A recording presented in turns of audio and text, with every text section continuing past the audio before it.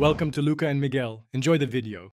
In this video, I will explain how to cancel a GNC order. If you need to cancel a GNC order, acting quickly is key. Many orders can only be canceled within a very short time frame, sometimes just 30 minutes to 1 hour after they are placed. Your best first step is to log into your GNC account immediately and look for the order details. This allows you to check for a direct cancellation option.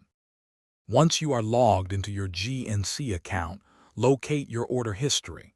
Find the specific order you wish to cancel. If the order is still eligible for cancellation, you should see a Cancel Order button or link directly beside it. Click this button and follow any on-screen prompts to confirm your cancellation request. This method is the most efficient if available. If you do not see a cancellation option online, or if the order has already begun processing, your next step is to contact GNC customer service directly. You can typically find their phone number on the GNC website's Contact Us page. Be sure to have your order number, email address, and billing information ready to help them quickly locate your purchase and assist you with the cancellation request. After requesting a cancellation, always look for confirmation email from GNC. This email confirms that your order has been successfully stopped.